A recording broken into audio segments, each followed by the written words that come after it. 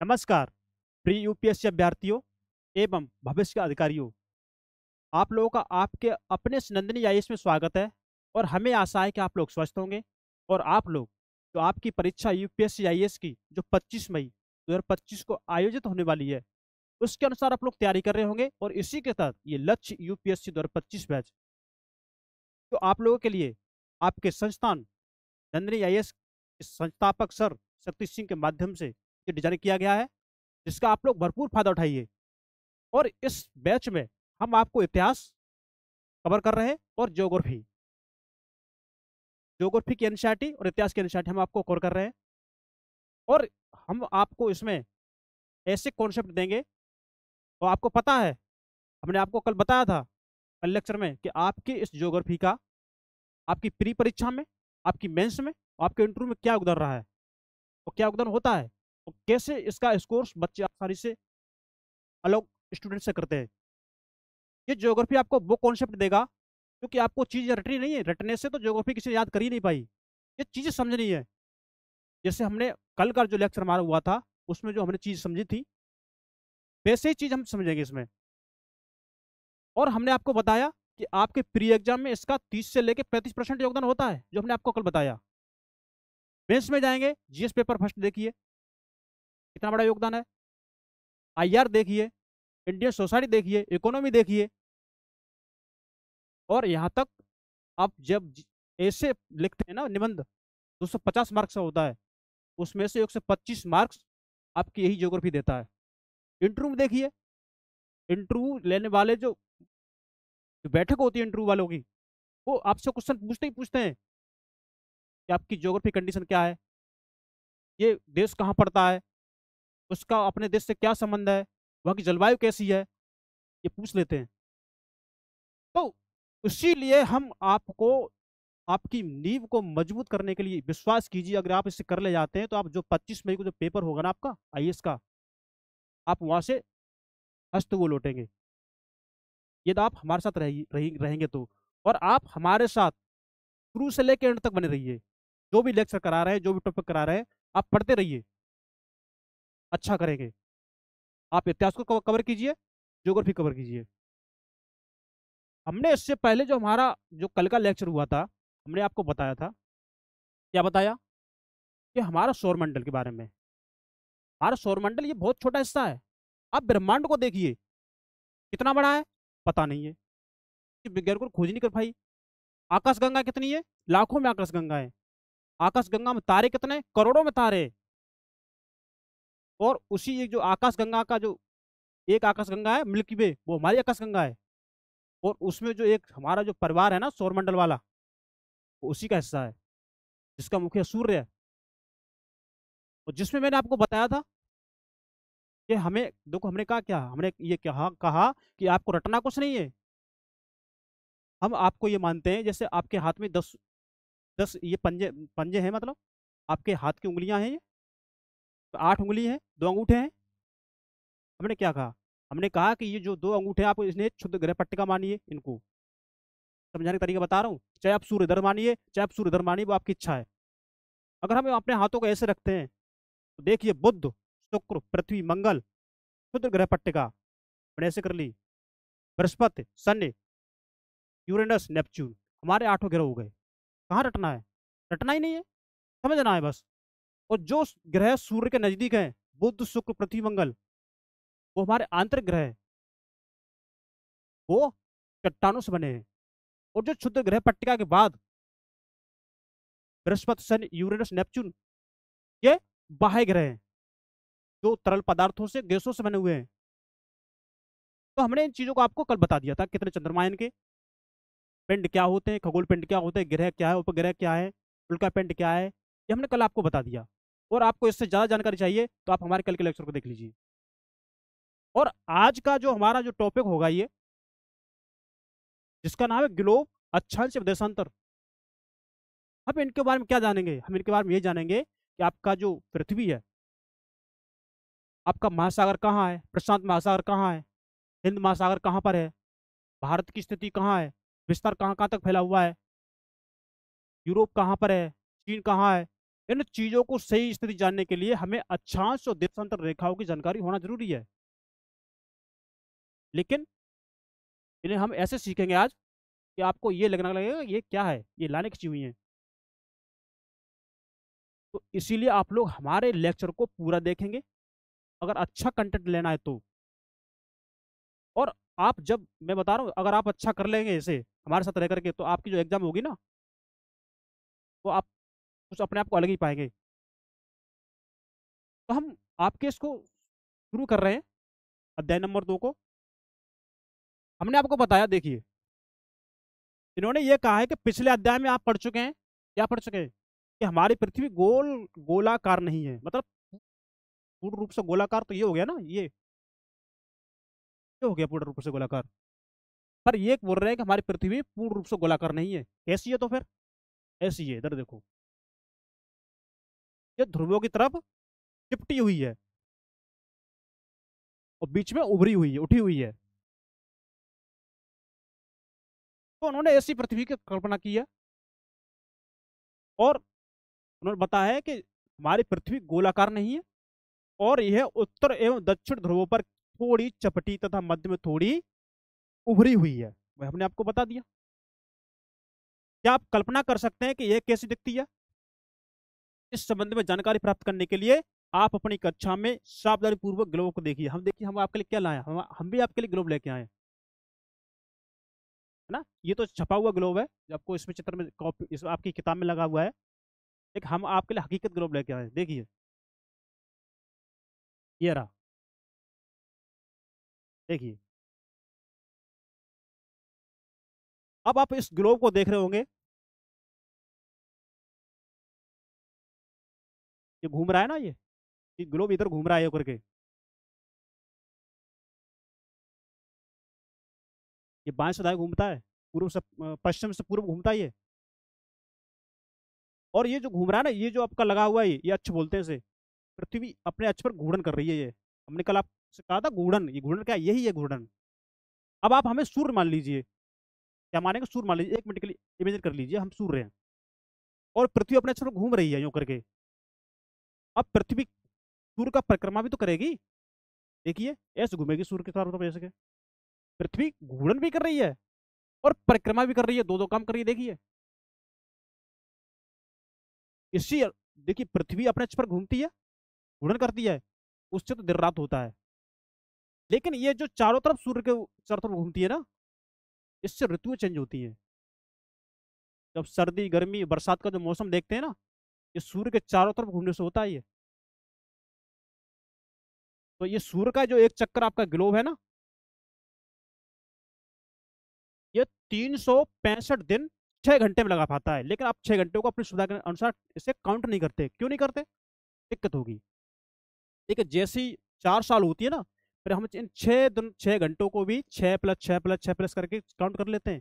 तो 24 घंटा होता है ना, जो आपका एक दिन बन जाता है 24 घंटे का, वो एक दिन आपकी जब 365 में जुड़ता है ना, वो 366वां दिन होगा ना, वो चौथे साल में होगा, जिसे आप बोलते हैं लीप ईयर।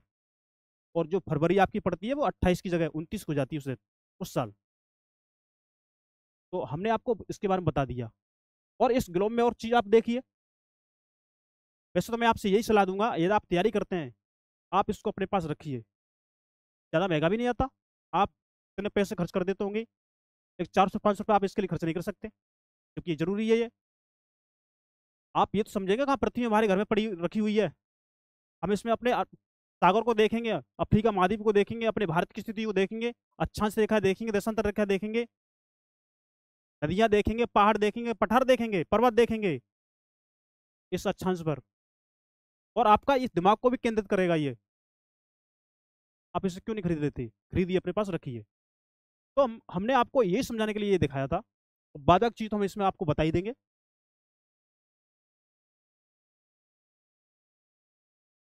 तो हमने आपको ग्लोब दिखा दिया, और इस ग्लोब का ये प्रतिरूप है ना, वही हमारी पृथ्वी है। पृथ्वी का प्रतिरूप ही ग्लोब दिखाया गया है। ऐसी पृथ्वी हमको दिखती है। लेकिन पृथ्वी पर हकीकत में जो आपको ये दिख रहा है ना, ये अक्ष अक्ष नहीं होता।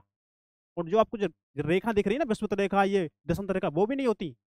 ये काल्पनिक इमेजन के लिए रख दी गई है, बना दी गई है, समझने के लिए, चित्र को बांटने के लिए। जिससे हम मानवों को समझने में आसानी हो। तो ये हमने आपको बता दिया।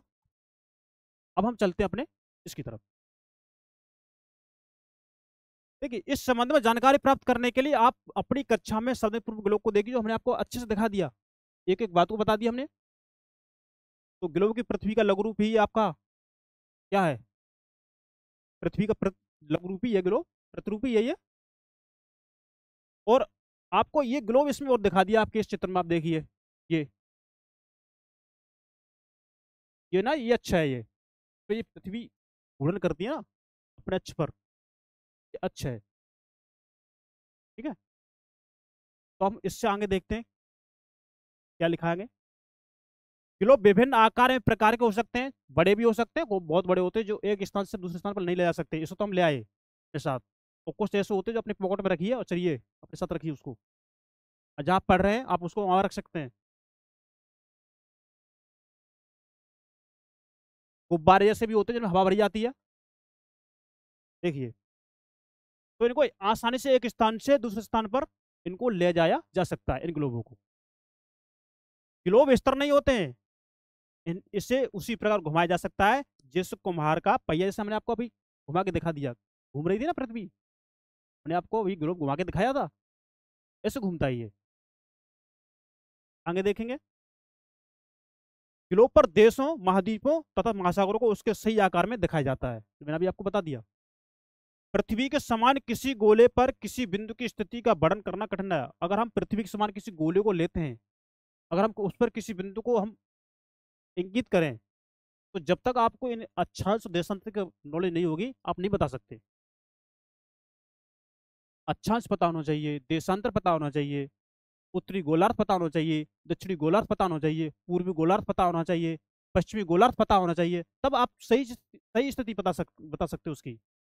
इसके बिना नहीं। हम आपको हर चीज बताएंगे, आप हमारे साथ रहिए। अब प्रश्न यह उठता है कि इस पर किसी स्थान की स्थिति कैसे बताई जा सकती है। इसके लिए हमें कुछ बिंदुओं और रेखाओं के संदर्भ की आवश्यकता होती है। मैंने बताया कुछ बिंदुओं, कुछ रेखाएं, आप देख सकते हैं।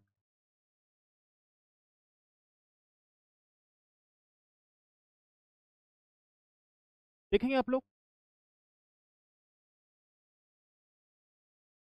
अब आप, इसमें बताया गया है कि आप देखेंगे कि सुई ग्लोब में झुकी हुई अवस्था में स्थित है। क्या सुई जो ग्लोब में है ना, कैसी सुई अवस्था में? फिर आप देख लीजिए, मैं आपको फिर दोबारा बता दे रहा हूँ। ये इस सुई की बात कर रहे हैं, इसकी, ये झुका हुआ तो है ना, इसके इसी के आधार पर ये हमारी पृथ्वी झुकी हुई दिख रही है, देखिए दिख रही है ना। तो वही हम आपको बता रहे हैं। और मैं आपसे एक बात कहूंगा कि आपको यदि हमारे लेक्चर अच्छा लग रहा है, तो आप जल्दी से हमारे इस चैनल को लाइक कीजिए और इसे सब्सक्राइब कीजिए और अपने दोस्तों को ज्यादा से ज्यादा भेजिए भेजिए, तभी तो हमें मोटिवेशन मिलेगा। देखिए, आप देखेंगे कि एक सुई ग्लोब में झुकी अवस्था में स्थित है, होती है, जिसे अक्ष कहा जाता है। जैसे क्या बोलते हैं? अक्ष कहा जाता है। इसको उन्होंने, इसको अक्ष बोला है। इसको घुसी हुई सुई है ना, इस सुई ऊपर से यहाँ तक देखो, इसमें अंदर से घुसी हुई दिख रही है आपको, और जिसमें, जिसके द्वारा ये पृथ्वी, ग्लोब आपका घूर्णन कर रहा है, इसी को अक्ष बोला है। इस सुई को आपको समझाने के लिए उन्होंने बताया है, आपको चीज समझ में आएंगी। ग्लोब पर वे दो बिंदु जिनसे होकर सुई गुजरती है ना, उसे उत्तर तथा दक्षिणी ध्रुव कहते हैं। आपको मैं फिर एक बार दिखाता हूँ इसके लोगों को। अब ये यहां से सुई ऊपर से गुजरी है, नीचे से निकली हुई है ना, आपको दिख रही होगी। तो ये जो ऊपर का हिस्सा है ना, ये उत्तरी ध्रुव हो गया, और नीचे का जो हिस्सा है ना, ये जहां से सुई निकली है, ये क्या हो गया? दक्षिणी ध्रुव हो गया। तो उत्तरी ध्रुव, दक्षिणी ध्रुव, ये दोनों हिस्सा हो गए। तो आपको ध्रुव के बारे में जानकारी समझ में आ गई होगी। अभी हम इनके बारे में और थोड़ा पढ़ेंगे, और जहां जैसी जरूरत होगी हम वैसे आपको बताते चलेंगे। तो ग्लोब को सुई के चारों ओर पृथ्वी की भांति पश्चिम से पूर्व की ओर घुमाया जाता है। तो आप एक बात ये नोट कर लीजिए कि हमारी पृथ्वी का जो घूर्णन होता है ना, घूर्णन, वो पश्चिम से लेके पूर्व की ओर होता है। ये रहा हमारा पूर्व और ये रहा हमारा पश्चिम। तो पृथ्वी इधर से इधर को घूमती है। और ये वाला हाथ हमारा दायां हो तो हो गया, मतलब दायां, और इधर बायां। तो आप ये भी बोल सकते हैं पृथ्वी हमारे बाएं से दाईं ओर घूमती है ना। तो मैंने आपको सारी चीज बता दी है। आगे देखते हैं। पृथ्वी पर वास्तव में ऐसी कोई सुई नहीं होती, ये अपने अक्ष पर चार ओर घूमती है, जो एक काल्पनिक रेखा है। मेरे बाप को बता दिया ये कैसी है। ऐसी पृथ्वी पर कोई सुई नहीं होती, ये एक काल्पनिक रेखा है। एक अन्य काल्पनिक रेखा भी ग्लोब को दो बराबर भागों में बांटती है। इसके अलावा एक अन्य काल्पनिक रेखा होती है ना, वो ग्लोब को दो भागों में बांटती है। अब इसमें देखिए कौन सी काल्पनिक रेखा है इसके अलावा। ये काल्पनिक रेखा है, ये वाली जो ये रेखा ना, जो इसमें आपको दिख रही है ग्लोब में, ये बीच से ये काली काली, ये भी एक काल्पनिक रेखा है। पृथ्वी पर ऐसी कोई रेखा होती नहीं है। अब ये काल्पनिक रेखा इस ग्लोब को दो भागों में बांटेगी, उत्तरी दक्षिणी, है ना। उत्तरी गोलार्ध, दक्षिणी गोलार्ध, ये रेखा बांट रही है। ये है काल्पनिक, समझने के लिए आपको बता दीजिए ये। तो हम आपको हर चीज बता रहे हैं। तो ग्लोब को क्या करती है, दो बराबर भागों में ये बांट देती है। आगे देखते हैं। और इसे बोलते हैं विषुवत वृत्त। क्या बोलते हैं, विषुवत वृत्त बोलते हैं इसे, जो ग्लोब को दो भागों बांट देती है, जो आपके इस गोले को क्या करती है, दो भागों बांट देती है इसको। देखिए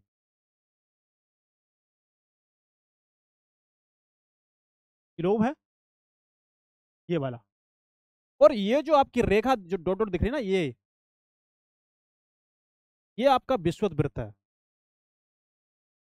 यही आपका विषुवत वृत्त है, जिसका मान होता है 0 अंश।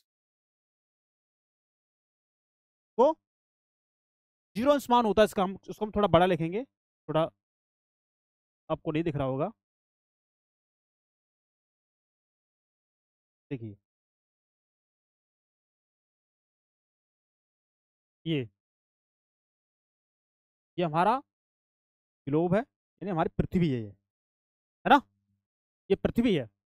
और ये 0 अंश विषुवत रेखा, भूमध्य रेखा भी बोलते हैं, ये आपके इससे इधर वाला हिस्सा आपका उत्तरी गोलार्ध होगा।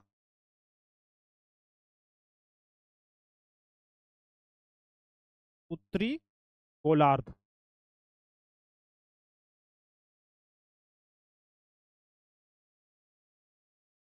और इस विषुवत रेखा के नीचे ये दक्षिणी गोलार्ध।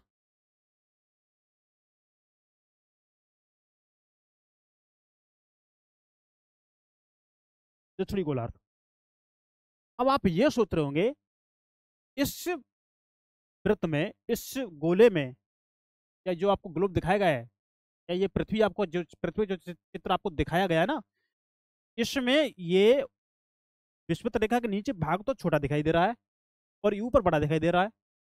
ऐसा क्यों? तो ऐसा उन्होंने इसमें दिखा दिया, पर ऐसा है नहीं है। जितना हिस्सा इसके ऊपर होता है ना, उतना हिस्सा इसके नीचे होता है। जैसा आप इस ग्लोब में देखिए, ये आपको क्यों छोटा दिखाई गया है। देखिए ये ना, ये हिस्सा, आप या हम इसे ऐसे दिखाएं, तो यहाँ से यहाँ तक हिस्सा आपको बड़ा दिख रहा है ना, यहाँ से यहाँ से आपको छोटा दिख रहा है। तो ऐसे ही इन्होंने यहाँ पे प्रतिरूप कर दिया है, जबकि है बराबर। इधर देखिए, जितना ऊंचा इधर है, इतना ही नीचा इधर है। ये बराबर बटा हुआ है, तो आपको दिख रहा होगा, लेकिन है बराबर। तो हमने आपको बता दिया, उत्तरी गोलार्ध हो गया विषुवत रेखा के ऊपर वाला भाग, विषुवत रेखा के नीचे वाला भाग हो गया हमारा दक्षिणी गोलार्ध। आगे देखते हैं। तो पृथ्वी के उत्तर में स्थित आधे भाग को उत्तरी गोलार्ध कहा गया है। इस जो पृथ्वी का जो विषुवत रेखा है, इसके उत्तर में उत्तरी गोलार्ध हो गया, ऊपर वाले भाग को उत्तरी गोलार्ध। दक्षिण वाले आधे भाग को दक्षिणी गोलार्ध कहा जाता है, यानी नीचे दक्षिण की तरफ। ये दक्षिणी गोलार्ध हो गया जो मैंने आपको बता दिया। ये दोनों बराबर के आधे भाग होते हैं। कैसे? ये बराबर के आधे भाग हैं, ये आपको दिख रहे होंगे छोटे बड़े, लेकिन बराबर के आधे भाग होते हैं। इस प्रकार विषुवत व्रत पृथ्वी पर एक काल्पनिक व्रत बनाती है। क्या है? एक काल्पनिक व्रत है ये। विषुवत व्रत कैसा है? विषुवत व्रत एक काल्पनिक व्रत है एवं यह पृथ्वी पर विभिन्न स्थानों की स्थिति बताने का सबसे महत्वपूर्ण संदर्भ बिंदु है। इसके माध्यम से पृथ्वी पर जो विभिन्न स्थान है ना, वो बताने में आसानी होती है, उसको हम आसानी से बता सकते हैं। तो उसके लिए क्या है, ये महत्वपूर्ण संदर्भ बिंदु है। विषुवत वृत्त से ध्रुवों तक स्थित सभी समानांतर वृत्तों को अक्षांश समानांतर रेखाएं कहते हैं। विषुवत से लेके जो ध्रुव है ना, अब देखिए, ये भी ध्रुवी भाग है, उत्तर ध्रुव हो गया ना, ये भी उत्तरी ध्रुव भाग है, और नीचे ये भी दक्षिणी ध्रुव भाग है। नीचे ये भी दक्षिणी ध्रुव भाग है, दक्षिणी ध्रुव है ये भी। अब इस विषुवत रेखा के चाहे उत्तर में अक्षांश रेखा हुए, ये अक्षांश रेखा है ये वाली, या इसको हम अक्षांश रेखा को समानांतर भी बोलते हैं, समानांतर रेखा भी बोलते हैं। अब इस विषुवत वृत्त के जो रेखा है ना, ये भी रेखा, ये भी हमारी अक्षांश रेखा है, समानांतर रेखा है। ये जो रेखा है ना 40 अंश उत्तरार्ध है ना, 40 अंश उत्तर लिखा है ना, तो ये भी हमारी अक्षांश रेखा है, ये भी हमारी अक्षांश रेखा है। और इसके जो दक्षिणी भाग में जो रेखा है ना, इसी तरह जो ऊपर की जो ऊपर जो दिखाई गई है आपको, वैसे ही दक्षिणी भागों में भी ये भी आपकी अक्षांश रेखाएं हैं। तो अब हम समझ पा रहे होंगे, या आप लोग समझ पा रहे होंगे, तो आपको समझा रहे हैं, आप लोग समझ पा रहे होंगे कि अक्षांश रेखा क्यों कौन सी होती है। अक्षांश रेखा यही होती है ना। आपके ग्लोब में, ये ग्लोब है, ये आपकी विषुवत वृत्त रेखा है, ये आपकी क्या है, विषुवत रेखा है, जिसे हम भूमध्य रेखा बोलते हैं, आपको जो काली काली दिख रही है। इसके ऊपर जो भी और रेखा है खिंची हुई है, ये खिंची हुई है, ऐसे ये ऊपर खिंची हुई है, ये खिंची हुई है, ये भी कुछ है, इसके नीचे भी दक्षिणी गोल, ये उत्तरी गोलार्ध हो गया और नीचे दक्षिणी गोलार्ध हो गया। ये विषुवत वृत्त रेखा है। विषुवत वृत्त रेखा के उत्तर में तो उत्तरी गोलार्ध का हिस्सा हो गया। विषुवत रेखा के दक्षिण में ये नीचे तक, ये दक्षिणी गोलार्ध गोलार्ध हो गया। अब विषुवत वृत्त के उत्तर में जो रेखाएं खींची गई हैं, काल्पनिक रेखाएं, अक्षांश, इनको भी अक्षांश रेखाएं बोलते हैं। दक्षिणी भाग में भी अक्षांश रेखाएं खींची गई हैं तो कर गई। तो ये जो रेखा खींची है ना, लेटी लेटी सी, ये अक्षांश रेखा हो गई। हाँ? अब इसके बारे में थोड़ी और जानकारी पता करेंगे। यदि आप बने रहेंगे ना तो अच्छा सीख जाओगे। तो अक्षांशों को अंश में मापा जाता है। जो अक्षांश है ना, ये अक्षांश रेखाएं, ये भी जो वैल्यू होती है, उनको अक्षांशों को किसमें मापते हैं, अंश में मापते हैं। जैसे 68 अंश, है ना, ऐसे 97 अंश, ऐसे ऐसे मापते हैं। विषुवत वृत्त शून्य अंश अक्षांश को दर्शाती है। जो विषुवत वृत्त है ना, ये वाली, ये विषुवत वृत्त, ये शून्य अंश अक्षांश को दर्शाती है, क्योंकि ये सीधी रेखा होती है पृथ्वी के चारों तरफ। इसकी वैल्यू 0 है, इसका कोण 0 है, इसलिए इसको 0 अंश अक्षांश बोला गया है, विषुवत वृत्त रेखा को।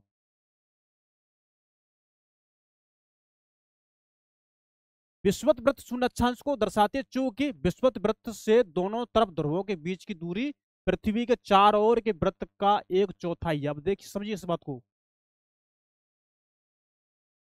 देखिए, विषुवत वृत्त से दोनों तरफ ध्रुवों के बीच की दूरी, देखिए इसको देख लीजिए, ये है ना, ये आपकी विषुवत वृत्त है जो आपको दिख रही है काली काली, इसका मान 0 अंश है। 0 अंश अक्षांश बोलते हैं, इसको भूमध्य रेखा बोलते हैं, इसको विषुवत वृत्त रेखा बोलते हैं। यहां से यहां तक की दूरी और यहां से यहां तक की दूरी सेम है। जितनी दूरी यहां से यहां तक की होगी, उतनी दूरी यहां से यहां तक की होगी। ठीक है। अब यहाँ से ये घूमती हुई चारों तरफ घूमती हुई होकर यूं करके यहाँ तक ये पूरा एक राउंड बन जाता है इसका, जिसका मान होता है 360। और कितना होता है? 360 होता है ना? देखिए, तो इसका माप होगा 360, है ना? तो 360 अंश का बोलते हैं गुणा के लिए, अंश का एक बट्टा लिखा ना, अंश का 1/4 बार जो निकलेगा ना, इसका वैल्यू जो निकलेगी वो क्या होगी? वो वैल्यू होगी आपकी 90 अंश। तो ये इस प्रकार 90 अंश, अब 90 अंश क्यों होगी? इस का की जगह ना, देखिए हम थोड़ा अब इसको थोड़ा एक्सप्लेन और ही कर देते हैं। देखिए, 360 अंश का हटाएंगे, गुणा का चिन्ह लगा देंगे, मल्टीप्लाई कर देंगे 1/4। अब इसका 1/4 का इसमें करेंगे गुणा 360 अंश में मल्टीप्लाई कर देंगे,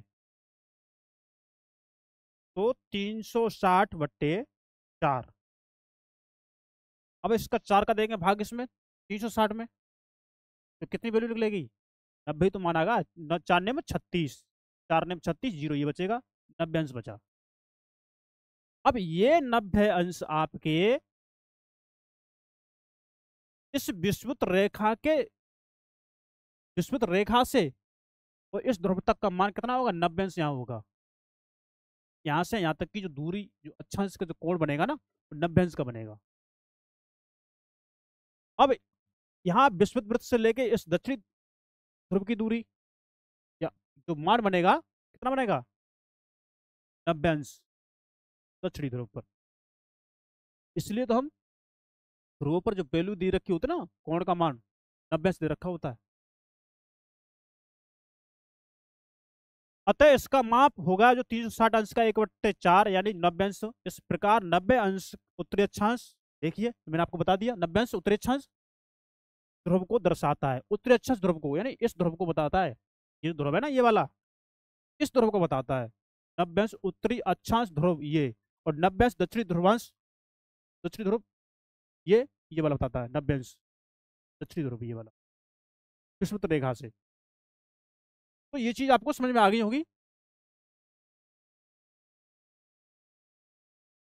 तो ये 90 अंश दक्षिणी अक्षांश दक्षिणी ध्रुव को दर्शाता है, जो मैंने आपको बता दिया।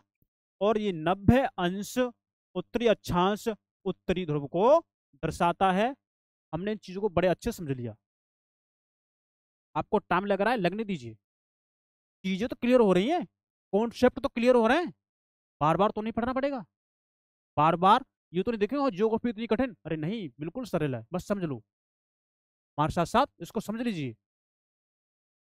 और फिर वीडियो उपलब्ध है आपके पास, दोबारा देख सकते हो। अगर ना समझ में एक बार में आ रहा हो, फिर तो मैं तो आपको 100% समझाने की कोशिश कर रहा हूँ। अगर फिर भी आपको ना लग रहा हो तो आप इसको दोबारा देख लीजिए। कितनी बड़ी सुविधा उपलब्ध है आपके पास ऑनलाइन की, देख लीजिए। 3 बार चाहो 3 बार देखो,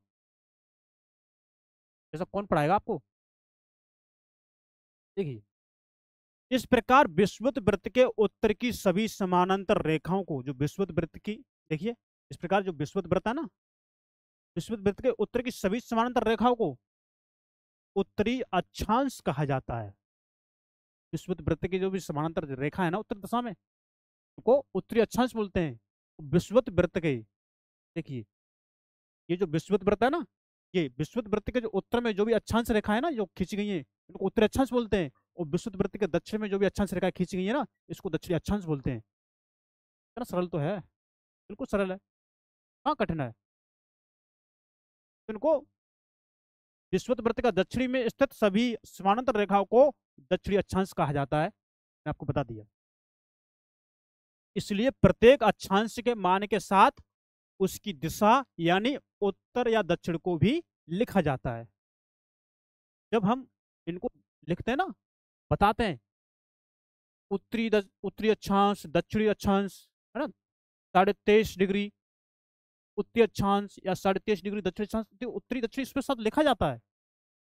वही उन्होंने कहा है। क्या कहा है, एक बार फिर पढ़ लेते हैं।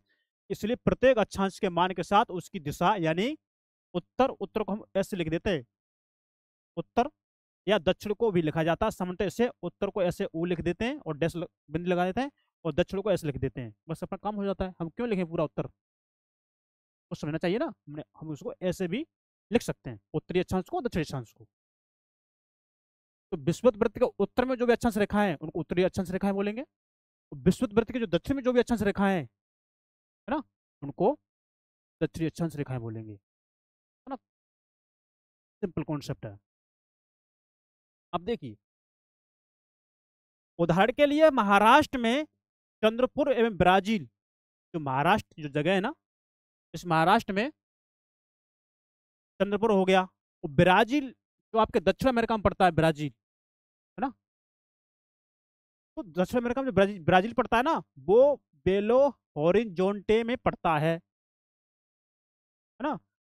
तो ये दक्षिण अमेरिका में जो ब्राजील है उसमें एक जगह है बेलो हॉरिजॉन्टे, ये दोनों एक ही अक्षांश, दोनों एक ही अक्षांश यानी 20 अंश पर स्थित है।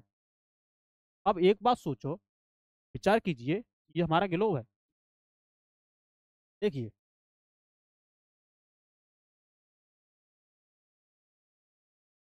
ये है, अब ये हमारा भारत है, ये ये आपको दिख रहा हो, ये वाला ये भारत है यहाँ पर, और यह महाराष्ट्र राज्य है, और उस महाराष्ट्र राज्य में एक जगह है चंद्रपुर, ये जो लिखी है, ये चंद्रपुर, ये भी हमारे 20 अंश पर स्थित है ना। और इसमें जो हमारी जो दक्षिण अमेरिका ना, ये वाली जगह है दक्षिण अमेरिका, और इसकी जो ब्राजील है ना, ये ब्राजील, ये वाली जगह है, तो ब्राजील में जो होरिजेंटो जो है ना, होरिजेंटो, ये भी 20 अंश पर ही है, 20 अंश अक्षांश रेखा पर। लेकिन अब हमें इसमें ये डिनोट नहीं कर पा रहे कि जगह अलग अलग दिखाई दे रही है, इसमें देश अलग अलग है, कि दोनों 20 अंश पर कैसे उपलब्ध हैं। पर हम इसको पता करने के लिए हमें यही मालूम पड़ेगा कि ये जो हमारे महाराष्ट्र में जो 20 अंश है ना, उत्तरी अक्षांश पर है, और जो जी जो आपके जो ब्राजील में जो पड़ता है ना, दक्षिण अमेरिका ब्राजील में जो बेलो होरिजेंटो, ये दक्षिणी अक्षांश 20 अंश पर स्थित है। उत्तरी अक्षांश और दक्षिणी अक्षांश में अब आपको समझ में आई होगी। लेकिन चंद्रपुर विषुवत वृत्त के 20 अंश उत्तर में एवं बेलो होरिजेंटल विषुवत वृत्त के 20 अंश दक्षिण में स्थित है, जो मैंने आपको भी बता दिया। इसलिए हम कहते हैं कि चंद्रपुर 20 अंश उत्तर अक्षांश पर तथा बेलो होरिजेंटो 20 अंश दक्षिणी अक्षांश पर स्थित है, जो मैंने आपको भी बड़े अच्छे से बता दिया। चित्र 2.2 से स्पष्ट है कि जैसे जैसे हम विषुवत वृत्त से दूर जाते हैं अक्षांशों का आकार घटता जाता है। एक बात और है, ये बात बता रहा हूं मैं आपको, देखिए ये आपका ग्लोब है ना? ये आपकी विषुवत वृत्त रेखा है, विषुवत रेखा ये। अब विषुवत रेखा जैसे ही आप यहाँ से जैसे ही आप ध्रुवों की तरफ बढ़ेंगे, ध्रुवों की तरफ जाएंगे, तो ये जो रेखा है ना, जो खिंची हुई है, ये रेखा देखिए, इस ये सबसे बड़ी रेखा होगी बीच में, इससे छोटी ये रेखा हो जाएगी, है ना, क्योंकि ऊपर इसकी चौड़ाई की जो मोटाई है ना पृथ्वी की, कम होती जा रही है। ध्रुव की तरफ देख, ध्रुव की तरफ जैसे जा रहे हैं ना, इसकी मोटाई कम होती जा रही है, या मोटाई इसकी ज्यादा है, उभरी हुई है। लेकिन यहाँ जैसे हम ध्रुव की तरफ जा रहे हैं ना, विषुवत रेखा से जैसे हम ध्रुवों की तरफ जा रहे हैं, ऊपर की जो मोटाई होती है वो कम होती जा रही है, जैसे हम उत्तरी तरफ भाग रहे हैं, या ध्रुव जैसे हम ध्रुव की तरफ भागते हैं ना, जाते हैं, पृथ्वी की मोटाई कम होती जाती है, वो चपटी होती जाती है। तो वैसे इसकी देखो, यहाँ से इसकी जो लंबाई होगी, इसकी इसकी रेखा की, अच्छा से रेखा की, वो इस रेखा से कम होगी, कि इसको घेरने में ज़्यादा टाइम लगेगा, तो घेरने में ज़्यादा समय लगेगा, और लंबी भी ज़्यादा है इसकी अपेक्षा, ये छोटी है, इसकी अपेक्षा ये छोटी, इसकी अपेक्षा ये छोटी। ध्रुव की तरफ जाते जाते क्या होगा, इनकी जो ये ना अक्षांश रेखाएं, ये छोटी होती जाएंगी। बस यही बात बता रहा है। अब चीज समझ में आ रही होगी। इन अक्षांशों का आकार घटता जाता है, जो हमने आपको बता दी, देखो उसमें भी आपको बताया गया है। ये जो आपकी मेर रेखा है ना, ये वाली, ये बड़ी है, इससे छोटी ये वाली है, और इससे छोटी ये वाली है, और आगे बिल्कुल जीरो हो गई, आगे बिल्कुल छोटी हो गई। तो जैसे जैसे विषुवत रेखा से उत्तर की या ध्रुवों की तरफ जाते हैं, उत्तरी ध्रुव की तरफ, या दक्षिणी ध्रुव ध्रुव की तरफ जाते हैं, तो इनके जो रेखा के जो लंबाई है ना, वो छोटी होती जाती है। तो ध्रुवों पर तो बिल्कुल ही छोटी हो जाती है, तो बिल्कुल वहां तो चपटी हुई है। अब ये इसको हम थोड़ा देख लेते हैं। ये जो चित्र आपको दिखाया गया है ना, इसको थोड़ा देख लेते हैं। जीरो अंश, जीरो अंश किसका मान है? विषुवत वृत्त का। अब हम थोड़ा यहाँ एक चीज बता दे रहे हैं आपको, यहाँ देख लीजिए। जैसे आपकी ये पृथ्वी है, ये दोबारा बनाता हूँ, देखिए ये पृथ्वी आपकी ना, इसका मान जीरो अंश विषुवत वृत्त माना गया है। विषुवत रेखीय का मान जीरो अंश है। तो इसका जीरो अंश मान किस लिए है? क्योंकि इसका इसका जो बीच की, देखो ये हमने आपको थोड़ी तिरछी दिखाई गई है, लेकिन ये गोलाकार में दिखाई गई है, लेकिन सीधी रेखा होती है बिल्कुल। तो इसका जो कोण बनेगा ना, यहाँ से यहाँ तक ये जीरो बनेगा, इसलिए जीरो मान है। अब जैसे आप ऊपर थोड़ा देखिए, इसमें देखा लिखा है कर्क रेखा, तो कर्क रेखा पर आपको ये 23 से 1/2 उत्तरी लिखा है इसमें, उत्तरी की ओर। इसका मान कितना है? 23.5 डिग्री, 23.5 अंश, है ना? उत्तरी अक्षांश, उत्तरी अक्षांश रेखा है ना, तो इसका मान 23.5 अंश क्यों हो गया? समझने वाली बात है। देखिए यहाँ तक, यहाँ को हम एक मेन पॉइंट मान लेते हैं, और यहाँ के हम जो कोण जो निकालेंगे ना, ये कोण बनता है, और ये जो कोण बनता है यहाँ का, ये जो कोण बनता है ना, ये 23.5 से 1/2 अंश का बनता है, मतलब 23 से 1/2 अंश यानी 23.5 डिग्री का बनता है। ऐसे ही आपका ऊपर जाएंगे यहाँ, तो यहाँ तक की जो कोण बनेगा ये 66.5 का बनेगा, है ना? तो ये सीधा सीधा आपका 90 का बन जाता है, तो ये 90 अंश इसलिए, तो आपको ऐसे भी लिख सकते हैं। समझने के लिए हमने आपको बता दिया। तो ये चीज़ आपकी क्लियर हो गई। आगे देखिए, तो ये उष्णकटिबंध क्षेत्र होगा, तो ये विषुवत रेखा है ना, ये जीरो अंश का मान है। अब कर्क रेखा जिसका मान होता है 23.5 डिग्री उत्तरी अक्षांश, उत्तर की ओर है, जिसका नाम कर्क रेखा है, जो 23.5 डिग्री पर है। और ये दक्षिण में, विषुवत रेखा के दक्षिण में 23.5 डिग्री, है ना, दक्षिण में ये मकर रेखा है। तो उत्तरी अक्षांश पर जो 23.5 डिग्री का मान होता है, किसका होता है? कर्क रेखा का होता है। ध्यान रख लीजिए, कर्क रेखा, मकर रेखा। और 23.5 डिग्री दक्षिणी अक्षांश पर ये मकर रेखा। कर्क रेखा और मकर रेखा के बीच वाले क्षेत्र को हम बोलते हैं उष्ण कटिबंध। उष्ण माने गर्म, कट माने क्षेत्र। उष्ण माने गर्म, कटिबंध माने क्षेत्र। ये पूरा ये है ना, ये गर्म क्षेत्र है ये जो आपको दिखाई दे रहा है उष्ण कटिबंध। यहाँ सूर्य की किरणें चमकती रहती हैं पूरे साल। तो यहाँ गर्मियाँ देखो होती है। और आपको ये थोड़ा फैला हुआ भाग दिख रहा है ना, फैला हुआ नहीं है, ये उन्होंने गोल आकार में खींचा, इसलिए आपको चौड़ा दिख रहा है। ये बराबर होता है ये। अब 23.5 डिग्री से अब आप देखिए चलते ध्रुवों की तरफ, उत्तरी ध्रुव की तरफ। तो 23.5 डिग्री से आप इधर आएंगे 66.5 डिग्री उत्तरी अक्षांश पर। तो यहाँ जो व्रत बनना है ना, इसके ये देखिए, उत्तरी उत्तरी ध्रुव व्रत, उत्तरी ध्रुव व्रत बनना है। ये क्या बनना है? उत्तरी ध्रुव व्रत, 66.5 डिग्री पर, उत्तरी अक्षांश पर। तो इसका जो बीच का क्षेत्र होता है ना, ये होता है उत्तरी शीतोष्ण कटिबंध। उत्तरी शीतोष्ण कटिबंध मतलब यहाँ बहुत ठंडी भी नहीं है, बहुत गर्मी भी नहीं है, बीच का मौसम रहता है, इसलिए बोला है शीतोष्ण कटिबंध। उत्तरी माने उत्तरी की दिशा में है, इसलिए।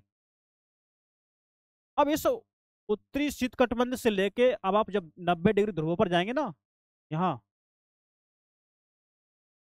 66.5 डिग्री उत्तरी अक्षांश जो हमारा व्रत है, उत्तरी शीत कटिबंध व्रत है, यहाँ से आप ध्रुवों की तरफ जो 90 अंश इसका मान है, उत्तरी ध्रुव 90 अंश, यहाँ तक जो बीच का क्षेत्र ये देखा जा रहा है ना, ये वाला, ये तो उत्तरी शीत कटिबंध है, मतलब यहाँ कड़ाके की सर्दी रहती है, ठंड का मौसम रहता है हमेशा। वैसे स्थिति नीचे है ये, वैसे ही पोजीशन नीचे है।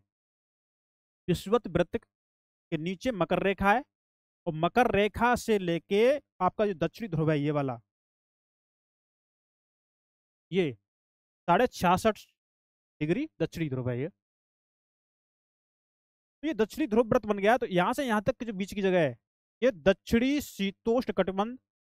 बीच का मौसम मैंने आपको बताया, ना ज्यादा ठंड ना ज्यादा गर्मी। अब दक्षिणी ध्रुव व्रत से लेके दक्षिणी ध्रुव तक 90 डिग्री तक ये जो क्षेत्र है ना, दक्षिणी शीत कटिबंध क्षेत्र है, यहाँ पर ठंड रहती है, देखेंगे। तो ये चीज मैंने आपको बता दी। और इनके बारे में देखो, हमको तो ज्योग्राफी बस यही पढ़ना है, ये पृथ्वी पढ़नी है हमको, आपको बस इसी के बारे में पढ़ना है। क्या है, पृथ्वी तो है, बस इसे ही तो पढ़ना है, और कुछ नहीं। तो इतनी चीज हमने आपको क्लियर कर दी, और मैं समझ पा रहा हूँ कि आप लोग क्लियर कर चुके होंगे। अब महत्वपूर्ण अक्षांश रेखाएं जो थी, अक्षांश रेखाएं जो समांतर रेखाएं इसमें बताई गई हैं, वो मैंने आपको इसमें बता दी, समझा दी। अब हम इसको एक बार पढ़ लेते हैं, है ना, लिखा है तो हम इसे पढ़ लेते हैं। महत्वपूर्ण अक्षांश समानांतर रेखाएं, देखिए। विषुवत 0 अंश उत्तरी ध्रुव 90 अंश उत्तर में, तथा दक्षिणी ध्रुव 90 अंश दक्षिण में। के अतिरिक्त 4 महत्वपूर्ण अक्षांश समानांतर रेखाएं और भी हैं, जो हमने आपको इसमें बता दी। ये हमने आपको बता दी, देखिए। कर्क रेखा, मकर रेखा, है, और ये दक्षिणी ध्रुव व्रत, उत्तरी ध्रुव व्रत, हमने आपको बता दी।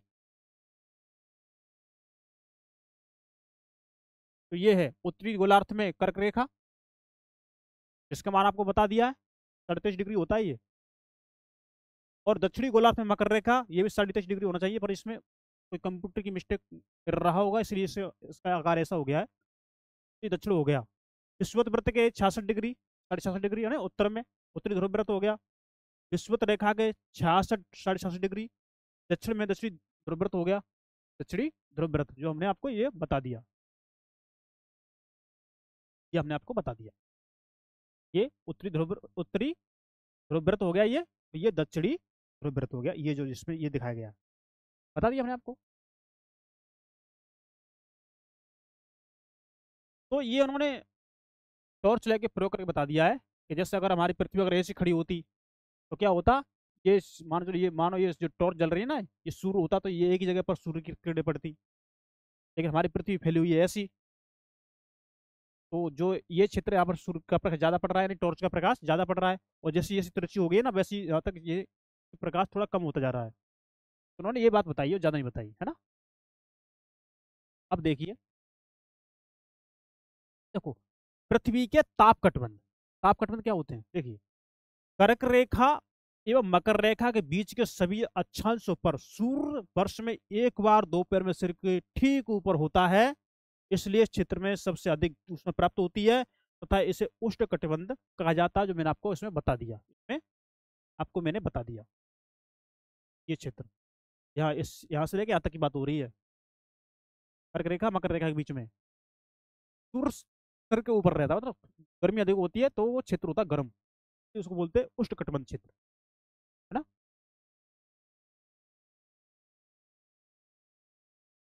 कर्क रेखा तथा मकर रेखा के बाद किसी भी अक्षांश पर दोपहर का सूर्य कभी भी सिर के ऊपर नहीं होता है। अब ये कर्क रेखा और मकर रेखा के बाद जो भी जितने भी अक्षांश होते हैं, है ना, ये अब ये आपकी कर्क रेखा मकर रेखा हो गई, कर्क रेखा मकर रेखा, इनके बाद जो भी अक्षांश ऊपर होंगे ये, और नीचे जो अक्षांश होंगे ये वाले, इन पर सूर्य कभी ऊपर नहीं जाएगा, इन मतलब इनमें तिरछी किरणें पड़ती रहेंगी। और यहाँ तो ध्रुवों पर तो और ही तिरछी किरणें पड़ जाती है, ऊपर जाते जाते और ही सूर्य का प्रकाश बहुत कम पहुंचता है, ना के बराबर। वहां पर बर्फ जमी रहती है, तो प्रकाश पहुंचता है, लेकिन जितना यहाँ पहुंचता है, जितना यहाँ पहुंचता है, उतना यहाँ नहीं पहुंच पाता। और समझ रहे होंगे। तो ये चीज हमने आपको बता दी है, दोबारा मैं फिर आपको बता दे रहा हूँ क्योंकि लिखा है। ध्रुव की तरफ सूर्य की किरण तिरछी होती जाती हैं, इस प्रकार उत्तरी गोलार्ध में कर्क रेखा एवं उत्तरी ध्रुव वृत्त तथा दक्षिणी गोलार्ध में मकर रेखा एवं दक्षिणी ध्रुव वृत्त के बीच वाले क्षेत्र का तापमान कितना रहता है, मध्यम रहता है, जो मैंने आपको बता दिया, और जिसे ही हम क्या बोलते हैं, शीतोष्ण कटिबंध कहा जाता है। आगे देखेंगे, उत्तरी गोलार्ध में उत्तर ध्रुव व्रत एवं उत्तरी गोलार्ध में जो उत्तरी ध्रुव व्रत मैंने आपको बताया था, ये वाला,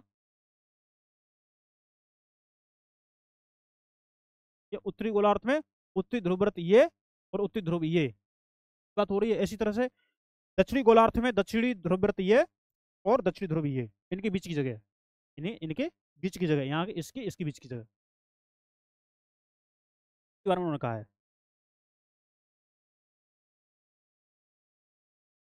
के बीच के क्षेत्र कैसे होते हैं? ठंड बहुत होती है यहाँ पे, क्योंकि यहाँ सूर्य क्षितिज से ज्यादा ऊपर नहीं आ पाता, इसलिए ये शीत कटिबंध कहलाते हैं। तो हमने आपको इतनी चीज हमने आपको बता दी। देखिए, अब हमने जान लिया अक्षांश रेखा है। अब आती है हमारी देशांतर रेखा। देशांतर रेखा क्या होती है? लेक्चर में टाइम लग रहा है, लेकिन चीज आप समझ रहे होंगे, विश्वास मानिए। कि ज्योग्राफी वो कॉन्सेप्ट मैं आपको दे के जाऊंगा कि आपको ज्योग्राफी द्वारा पढ़नी नहीं पड़ेगी, यदि आप हमारे साथ रह करके ये बने रहते हैं साथ, और पूरी क्लास देखिए आप लोग, और अपने दोस्तों को भी भेजिए, और जो भी क्लास जो होगी आगे जो होने वाली उसको भी देखिए कंटिन्यू, तब समझ में आएगी ना, तब निकल के आएगा आपका कंटेंट। ऐसे एक दो क्लास देखने से क्या होता है? कुछ नहीं। और इधर उधर मत भागिए, बस बने रहिए। देशांतर क्या है? अच्छा हमने देख लिया। देशांतर देखिए, ये जो आपको खड़ी खड़ी जो लाइन दिख रही है ना, ये ये वाली लाइन, ये दिख रही है ना, ये क्या है? यही देशांतर रेखा होती है। यही देशांतर रेखा होती है जो आपको खड़ी हुई दिख रही है, ये है ना। तो इनके बारे में थोड़ा पढ़ लेते हैं। किसी स्थान की स्थिति को बताने के लिए उस स्थान के अक्षांश के अतिरिक्त कुछ और जानकारियों की आवश्यकता होती है। आप देख सकते हैं कि प्रशांत महासागर में स्थित टोंगा द्वीप एवं हिंद महासागर में स्थित मॉरिशस द्वीप एक ही अक्षांश 20 अंश दक्षिणी पर स्थित है। 20 अंश दक्षिण में स्थित है।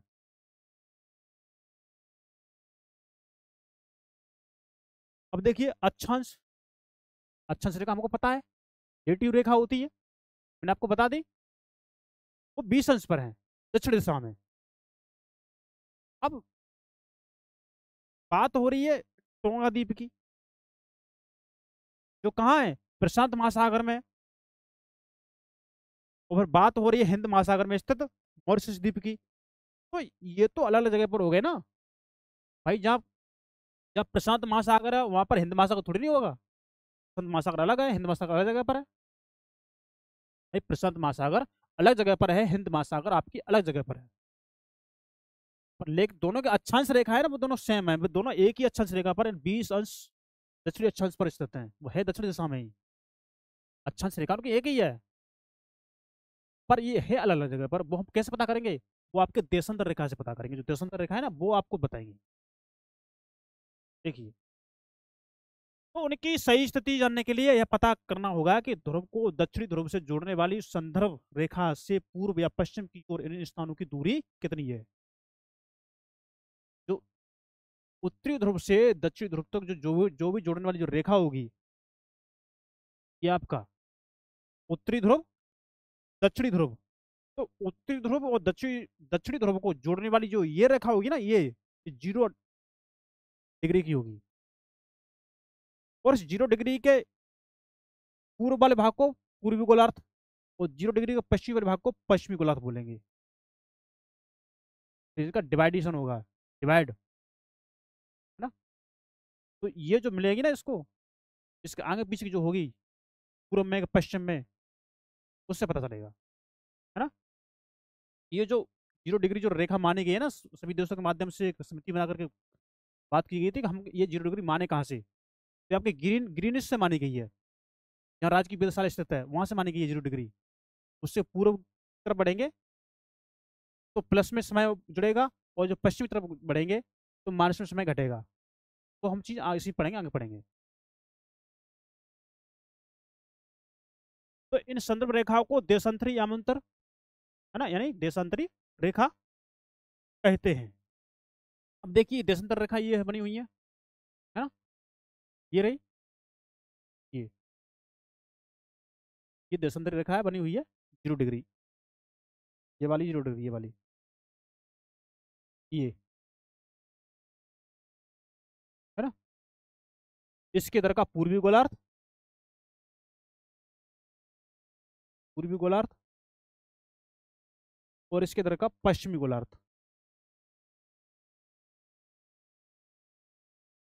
पश्चिमी गोलार्ध।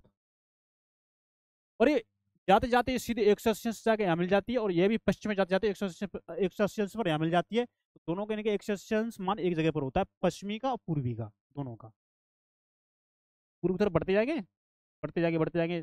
60 हो गए, 70, 80, 90, 100, 120, 130, 140, 50, है ना, 160, 170, 180 यहाँ पे आ गए, है ना। यानी पूर्वी गोलार्ध घूमते घूमते 180 पर यहाँ आ गया। ऐसे ही इसको आगे बढ़ाएंगे, है ना। 30 हो गया, 60, 60 अंश पूर्वी गोलार्ध, 90 अंश पूर्वी गोलार्ध यहाँ तक हो गया, 120 अंश पूर्वी गोलार्ध गोलार्ध तक यहाँ तक हो गया, पूर्वी साइड में बढ़ते जा रहे हैं। और 150 पूर्वी गोलार्ध यहाँ तक हो गया ना, आगे और बढ़ गए। और 180 अंश पूर्वी पश्चिमी गोलार्ध, ये पश्चिमी गोलार्ध है ना, पश्चिमी गोलार्ध।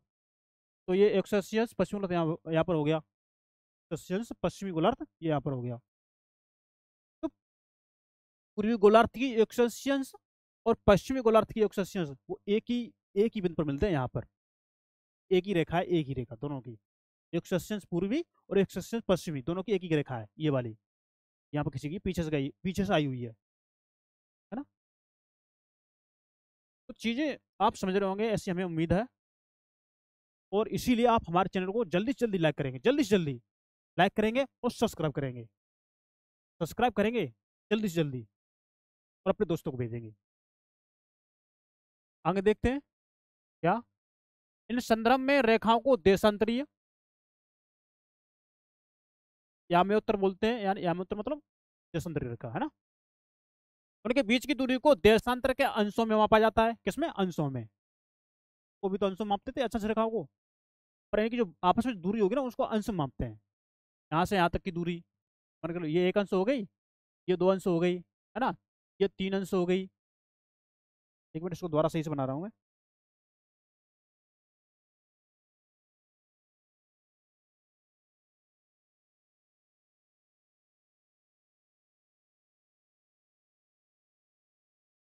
जैसे ये हमारी देशांतर रेखाएं, ये सीधी सीधी, है ना।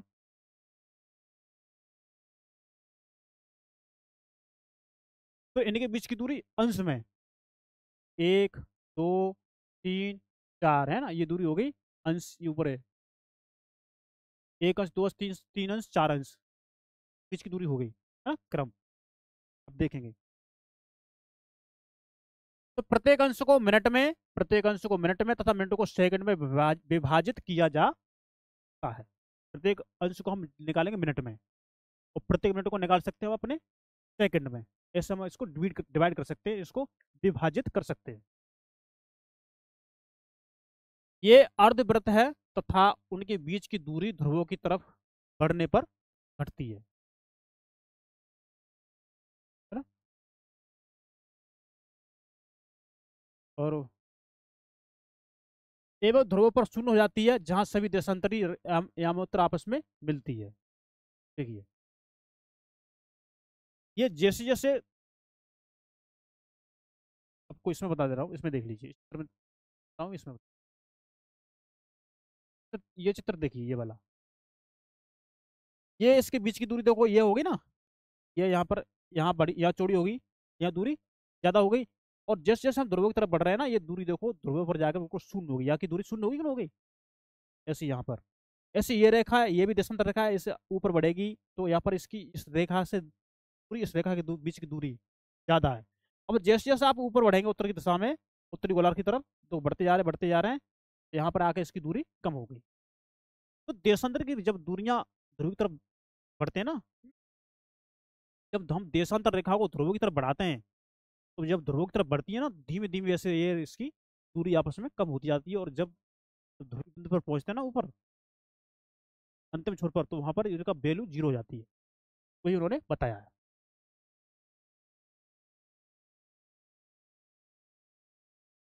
तो ये क्या हो जाती है? शून्य हो जाती है जहां सभी देशांतरीय रेखाएं आपस में मिलती हैं, या में उत्तर आपस में मिलती हैं। अक्षांश समांतर रेखाओं से भिन्न सभी देशांतरी याम्योत्तरों की लंबाई समान होती है ना। इसमें यह कहा गया है, देखिए, अक्षांश रेखाएं हमने आपको बता दी थी, अक्षांश रेखाएं आपकी ये होती है लेटी हुई, है ना, अक्षांश रेखा है ये वाली, ये जो है देशांतर रेखा आपकी खड़ी खड़ी हुई होती है। तो ये बोल रहे हैं कि आपकी जो देशांतर रेखा उत्तर से लेके उत्तरी ध्रुव से लेकर दक्षिणी ध्रुव तक इनकी जो पूरी होती है ना, ये समान होती है, समान है, पूरी इनकी लंबाई समान है। लेकिन इनकी ये जो पूरी गोला आकार की जो दूरी होगी ना, ये यहाँ बड़ी होगी, इससे छोटी यहाँ होगी, इससे छोटी यहाँ होगी, इससे छोटी यहाँ होगी, मतलब ध्रुवों तक बिल्कुल छोटी हो जाती है। तो यही बात कही है, यही बात कही है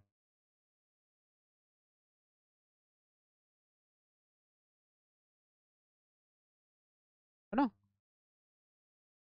तो देशांतरी रेखाओं की जो लंबाई वो समान होती है, लंबाई समान होती है, और अक्षांश रेखाओं की लंबाई कम होती जाती है, आपको बता दिया ना। इसलिए इन्हें सिर्फ मुख्य संख्याओं में व्यक्त करना कठिन था, मुख्य संख्याओं में। तब सभी देशों ने निश्चय किया कि ग्रीनिच, जहां ब्रिटिश राज की वेधशाला स्थित है, से गुजरने वाली याम्योत्तर यानी देशांतर रेखा से पूर्व और पश्चिम की ओर गिनती शुरू की जाए। पूर्व की ओर, पश्चिम की ओर, जो मैंने आपको बता दिया, अभी बताया था ना उसमें ग्लोब पर, पूर्व की ओर पश्चिम की ओर, है ना,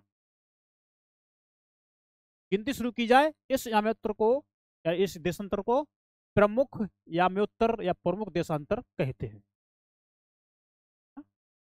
इसमें आपको बताया था ना, ये ये जो रेखा जो खींची गई है ना 0 डिग्री, ये कई देशों ने ये तय किया था कि हम तो बताओ, हम अपना समय निर्धारित करेंगे पूरी पृथ्वी पर, हम एक जगह को तो कोई जीरो लेके चलना पड़ेगा। तो उन्होंने जो ब्रिटेन की जो ग्रीनिच है वहां से, जो राज्य की वेधशाला स्थित है वहां से उन्होंने एक लाइन खींची 0 डिग्री, उसके पूर्वी भाग को पूर्वी गोलार्ध और दक्षिणी भाग को दक्षिणी गोलार्ध, पूर्वी भाग को पूर्वी गोलार्ध और पश्चिमी भाग को पश्चिमी गोलार्ध कहा। और इसी के अनुसार पूर्व की तरफ बढ़ते जा रहे हैं, पश्चिमी तरफ बढ़ते जा रहे हैं, पूर्व की तरफ जा रहे हैं, पश्चिम की तरफ जा रहे हैं, बढ़ते जा रहे हैं, बढ़ते जा रहे हैं। और उनका जो उनका डिवाइड कर दिया, बांट दिया, उनको रेखाओं को बांट दिया। ऐसी पूरी पृथ्वी पर 24 रेखाएं खींची गई, और 24 रेखाओं में एक से एक का मान 15 अंश, और एक अंश बराबर होता, अभी मैं आपको बताऊंगा, है ना, एक अंश बराबर होता है 4 मिनट, और 15 अंश में गुणा करें, 15 अंश में का मान कितना होगा, 15 × 4 यानी 60 मिनट, और 60 मिनट का होता है 1 घंटा, 60 मिनट का 1 घंटा होता है। और है ऐसी 24 रेखाएं, तो 24 घंटे का हो गया ना। अब उस 0 डिग्री से जैसे हम पूर्व की तरफ बढ़ते जा रहे हैं, तो 15 डिग्री बढ़े तो 1 घंटा बढ़ गए, 30 डिग्री बढ़े कितना हो गया, 2 घंटे बढ़ गए। ऐसी बढ़ते जाते, ऐसी पूर्व पश्चिमी तरफ जाते हैं ना, तो 15 डिग्री इधर पश्चिमी तरफ आए तो 1 घंटा घट जाएगा, वहाँ 12 बज रहे होंगे तो वहाँ अब यहाँ 11 बजेंगे। तो वो बात आपको उसमें बताई गई है, हम उसको अभी बताएंगे, है ना।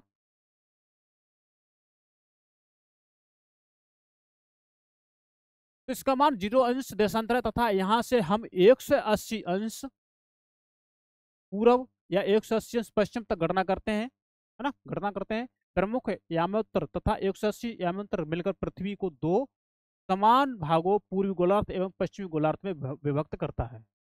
प्रमुख यामांतर है या प्रमुख जो भी हमारे देशांतर रेखा वो, और जो 180 अंश पूर्वी और 180 पश्चिमी गोलार्ध रेखा, गोलार्ध देशांतर रेखा 0 डिग्री देशांतर रेखा जो ग्रीन खींची गई है, और इस 0 डिग्री के पूर्व में बढ़ते जाएंगे, बढ़ते जाएंगे, और 180 डिग्री पूर्वी देशांतर रेखा, और पश्चिम की तरफ, और जो 0 डिग्री जो रेखा खींची गई है ना ग्रीन से, उसके पश्चिम में बढ़ते जाएंगे, बढ़ते जाएंगे, और 180 अंश पश्चिमी देशांतर रेखा मिलकर जो 180 अंश में जो बनती है ना, ये दोनों मिलकर के उसको दो भागों में बांट देते हैं, पूर्वी गोलार्ध और दक्षिणी गोलार्ध, पूर्वी गोलार्ध और पश्चिमी गोलार्ध में। इसलिए किसी स्थान के देशांतर के आगे पूर्व के लिए अक्षर, ये बोलते हैं पू, है ना, पू लिख के इसे हम पूर्वी बोलेंगे, और पश्चिम के लिए अक्षर पश्चिम इसका उपयोग करते हैं। यह जानना रोचक होगा कि 180 अंश पूर्व और 180 अंश पश्चिम को एक ही रेखा पर स्थित हैं। तो मैंने आपको बता दिया दोनों ही एक ही रेखा पर स्थित हैं, 180 अंश और 180 अंश पूर्व और पश्चिम की। देखिए इस वाले की बात हो रही है, इससे 180 अंश की, ये दोनों पूर्व की साइड जाते हुए और पश्चिम की साइड जाते हुए एक ही बिंदु पर मिल रहे हैं, ये इसकी बात कर रहे हैं ये, है ना। मैंने आपको ये बता दी।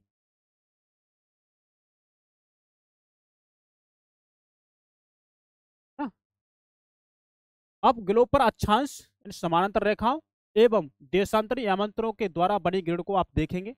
ग्रिड मतलब ये होती है, अब क्या ये ग्रिड ही तो है ये देखिए, ये अक्षांश रेखा गई है और ये अक्षांश रेखा गई हुई है और ये देशांतर रेखा आई है और ये देशांतर रेखा आई है, तो इसका जो बीच का जो क्षेत्र है ये ग्रिड हो गया। क्या हो गया? ये ग्रिड हो गया, है ना। तो ग्रिड को देखें, अगर आपको किसी स्थान के अक्षांश या देशांतर की सही जानकारी हो तो ग्लोब पर आप उस स्थान का पता आसानी से लगा सकते हैं। उदाहरण के लिए आप देखेंगे असम में जो धुबरी है ना, असम में धुबरी, वो 26 अंश उत्तरी अक्षांश पर, है ना, और 90 अंश पूर्वी देशांतर पर स्थित है। देखिए ये इतना। अब हम थोड़ा अपना ग्लोब देखते हैं। देखिए ये हमारा ग्लोब है ना। इन्होंने क्या कहा है, देखिए असम में जो धुबरी है, ये हमारा भारत देश है, भारत देश में असम है। तो यहाँ असम में ये जो 26 अंश उत्तरी अक्षांश, तो 26 अंश उत्तरी अक्षांश, ये अक्षांश रेखा, ये वाले अक्षांश रेखा, ये वाले अक्षांश रेखा, तो 26 अंश उत्तरी अक्षांश यहाँ पर आ रही है 23 डिग्री से 23.5 डिग्री से पहले। 26 है ना, तो 23.5 डिग्री से ऊपर, है ना, 23.5 डिग्री से ऊपर यहाँ पर इस जगह पर ये अक्षांश रेखा है यहाँ पर। और कितना बता रही है? 90 अंश पूर्वी देशांतर, तो 90 अंश पूर्वी देशांतर यहाँ पे यहाँ आ रहा है, यहाँ पर 90 अंश पूर्वी देशांतर यहाँ आ रहा है। देखिए ये आपकी ग्रीनिश हो रही है, यहाँ पर ये ग्रीनिश हो रही है, यहाँ से इधर बढ़ते बढ़ते ये बढ़ते बढ़ते बढ़ते बढ़ते हम इधर आते हैं यहाँ पे, तो 90 अंश यहाँ पे आ जा रही है आप, हाँ, तो 90 अंश ये हो गई यहाँ पे और 26 अंश ये हो गई। तो यहाँ इसकी स्थिति मालूम पड़ गई कि उन्होंने यही बताया, है ना।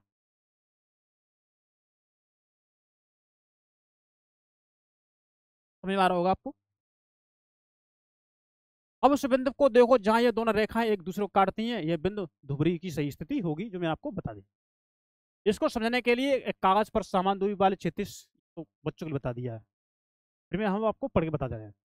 इसको समझने के लिए कागज पर समान दूरी वाले क्षैतिज तथा ऊर्ध्वाधर रेखाएं खींचिए। ये क्षैतिज रेखा हो गई, देखिए बता रहा हूँ मैं आपको।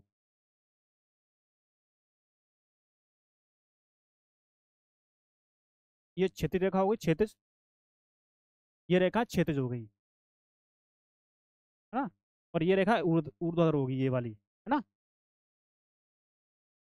तो क्षैतिज जो रेखा होगी क्षैतिज, ये आपके अक्षांश होगी, और जो ऊर्ध्वाधर जो रेखा है ये आपकी देशांतर होगी। तो इन्होंने इसका ये इसमें बता दिया है। देखिए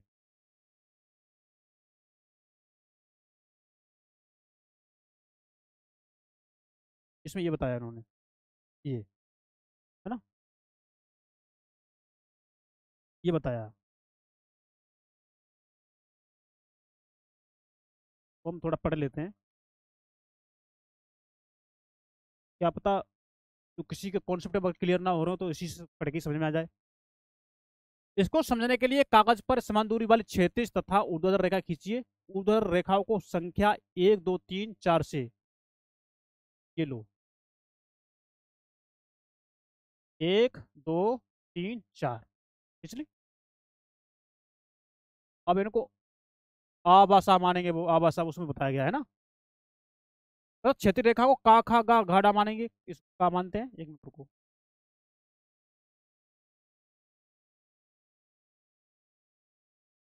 का खा गा, और आगे और भी मान लेते हैं, घ,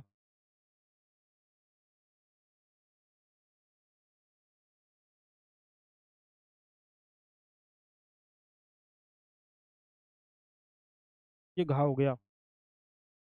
अब देखो ये यहाँ काट रही है, ये यहाँ काट रही है, ये यहाँ काट रही है, इनको ए मान लेते हैं, इसको बी मान लेते हैं, इसको सी मान लेते हैं, है ना। अब ये हिस्सा है ना, ये उत्तरी अक्षांश का और पूर्वी गोलार्ध का है। उत्तरी अक्षांश, उत्तरी अक्षांश और पूर्वी गोलार्ध का है। तो ये 1 अंश 2 अंश 3 अंश 4 अंश मान लेंगे इसे, है ना, इस पर स्थित है। एक अंश का, एक अंश क्या, एक अंश पूर्वी देशांतरी रेखा पर, और का अंश क्या, अक्षांश रेखा पर स्थित है ये बिंदु ए। ऐसे पता करेंगे हम। तो ये चीज इसमें ऐसे बताई है, और इस बात को उन्होंने आगे और बता दिया है। और ये आपको चित्र दिखाएगा, देखिए ये है ना ग्रीनिश। तो यहाँ से देशांतर रेखा खींची गई है 0 डिग्री, यहाँ से देखो ये खींची गई ना, ये वाली खींची गई है। और इसके जो आगे बढ़ेंगे ना, ये इधर आगे, तो इसमें +1 +2 +3 जुड़ते गया समय, +4 +5 +6 +7 +8 है ना, +9 +10 +11। अरे कहाँ भाग रहा है, ऐसे जोड़ा है इसमें,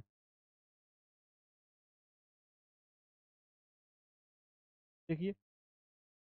हाँ, और इसमें आपका जो भारत है ना, ये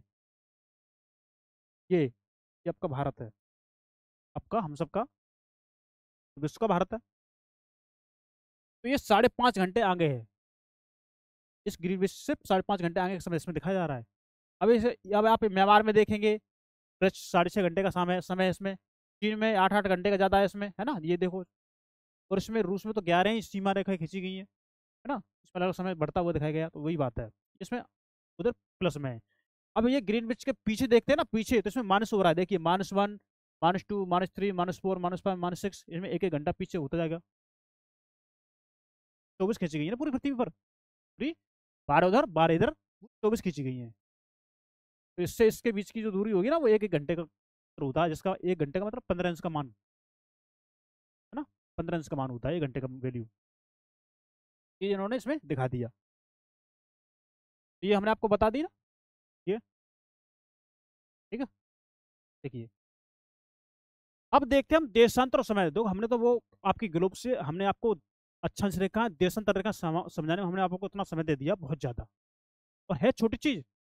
आपकी एक बार चीज ये समझ में आ जाए, आपको दोबारा ना पढ़ने पड़े, हमने इसलिए इसको इतना टाइम दिया है, समझिए। देशांतर और समय देखेंगे आप,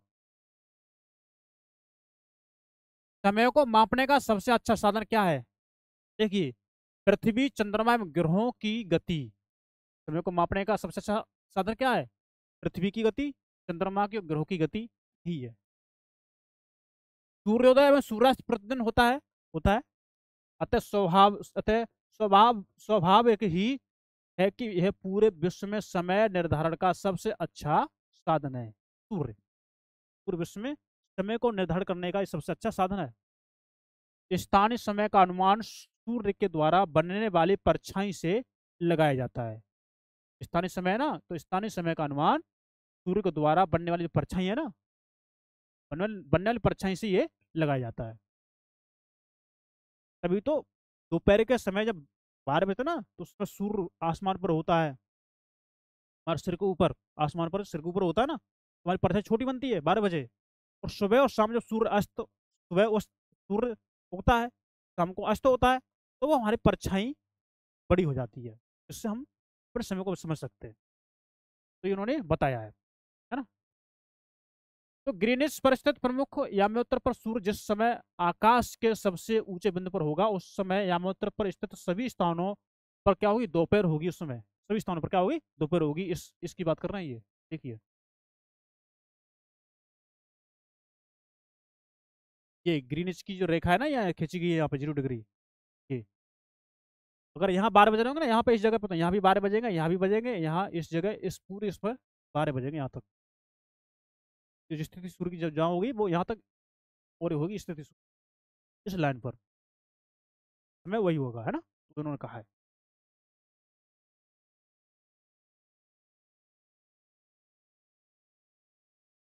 आगे देखिए, क्योंकि पृथ्वी पश्चिम से पूर्व की ओर चक्कर लगाती है, किधर से, पश्चिम से पूर्व को चक्कर लगाती है। अतः वे स्थान जो ग्रीनिच के पूर्व में है, उनका समय ग्रीनिच समय से आगे होगा, तथा जो पश्चिम में है उनका समय पीछे होगा, जब अभी आपको उसमें बता दिया। समय के अंतर की दर की गणना निम्नलिखित विधि से की जा सकती है, देखिए। पृथ्वी का लगभग 24 घंटे में अपने अक्ष पर 360 घूम जाती है पृथ्वी।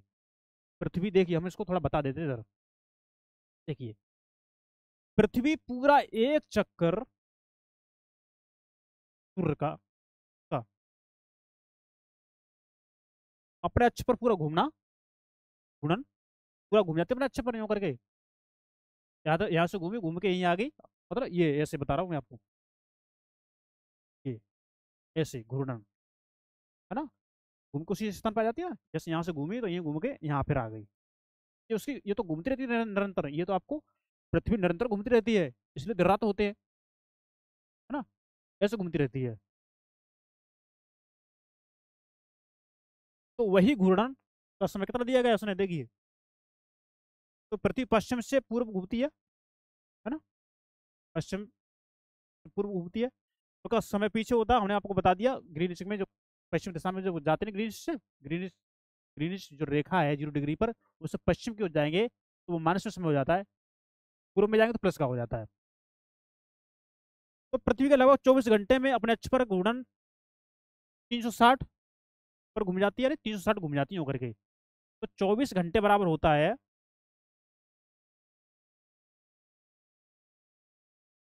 160, और 1 घंटे बराबर हम देखेंगे तो 360 को भाग दे दीजिए 24 से, कितना होगा, यानी 1 घंटे बराबर 15 डिग्री निकल आएगा, है ना। करके देख लीजिए एक बार। और 1 घंटे में होती है 60 मिनट, 15 अंश, और 1 अंश बराबर निकल आएगा आपका 4 मिनट, 4 मिनट, 1 अंश बराबर 15 अंश बराबर कितना होता है 60 मिनट, तो मिनट लिख लेंगे। और 1 अंश बराबर निकलता है 4 मिनट, मिनट, ये वैल्यू इन्होंने इसमें बताई है, देखिए। तो 4 मिनट में आपका 1 अंश घूम जाती है, 4 मिनट में कितना घूम गई, 1 अंश घूम गई है, एक है, 1 अंश घूम गई, है ना। इस प्रकार जब ग्रीनिच में दोपहर के 12 बजते हैं, तब ग्रीनिच से 15 अंश पूर्व, जैसे 15 अंश पूर्व दिशा में बढ़ेंगे ना, तो 15 अंश जैसे पूर्व दिशा में बढ़ेंगे, तो 15 अंश कितना माना, 60 मिनट, 60 मिनट बराबर होता है 1 घंटा। 15 अंश का मान कितना, 1 घंटा। तो 15 अंश पूर्व में समय कितना होगा, तब ग्रीनिच से 15 अंश पूर्व में समय होगा 15 × 4 होगा यहाँ पे, 15 × 4 बराबर 60 मिनट। अर्थात ग्रीनिच के समय से 1 घंटा आगे, अर्थात वहां दोपहर का 1 बजेगा, जब ग्रीनिच में 12 बजेंगे तब। लेकिन ग्रीनिच से 15 अंश अगर पश्चिम का समय ग्रीनिच समय से 1 घंटा पीछे होगा, यानी वहां सुबह के 11 बजेंगे, मैंने आपको उसमें बता दिया।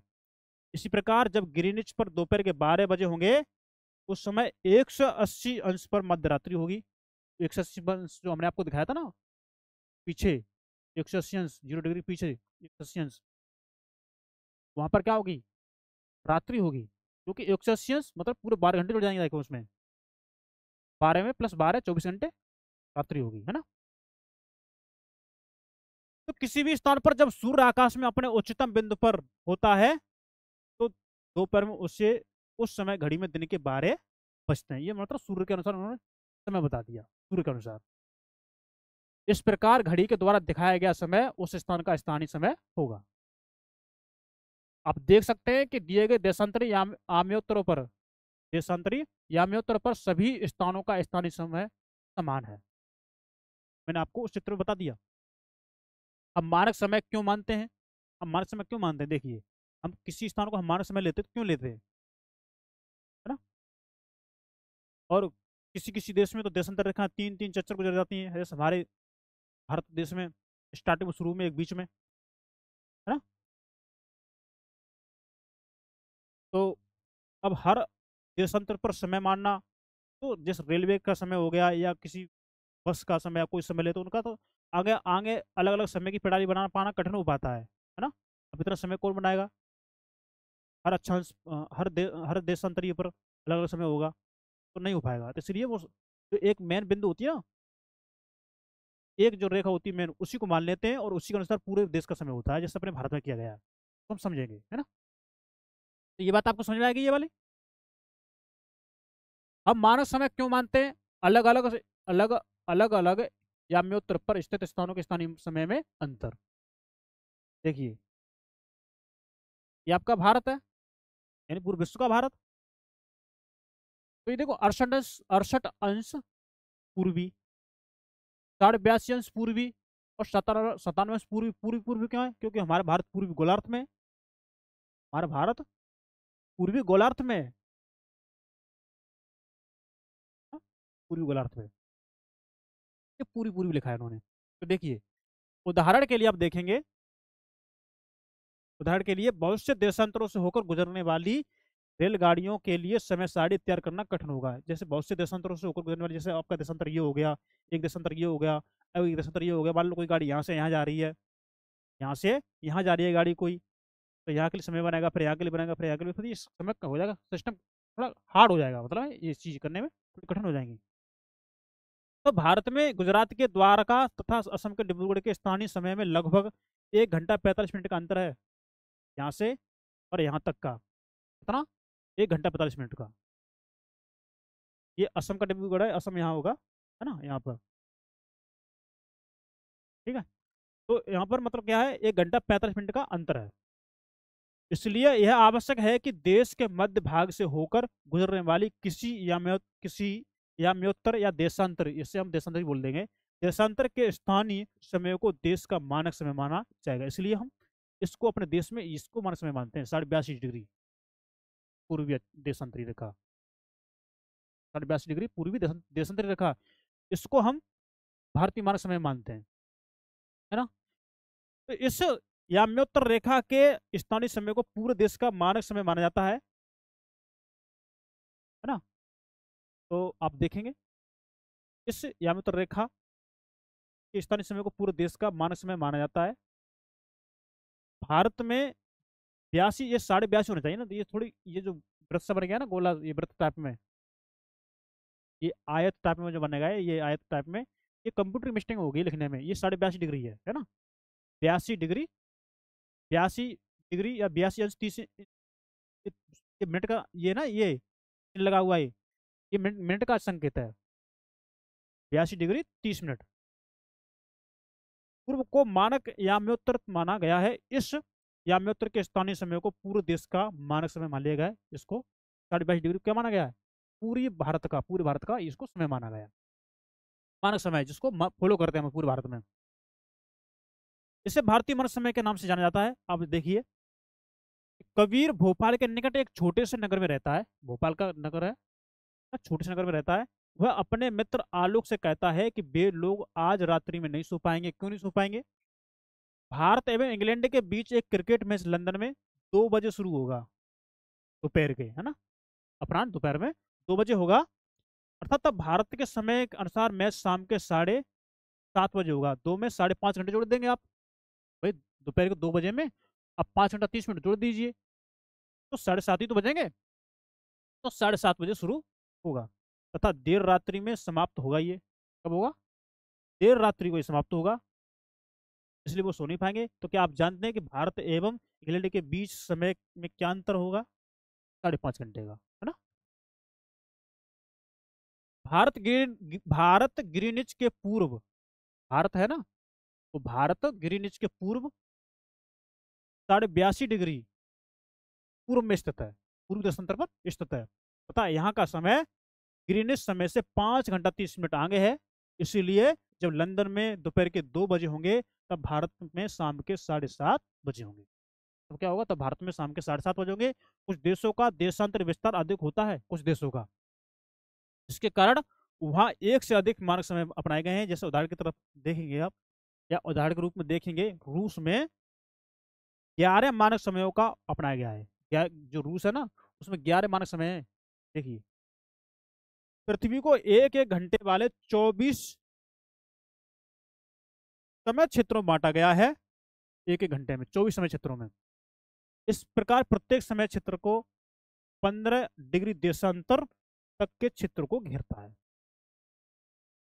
उन्होंने आपको दिखा दिया, मतलब इस देशांतर से लेके इस देशांतर के बीच में 15 डिग्री का अंतर है ना।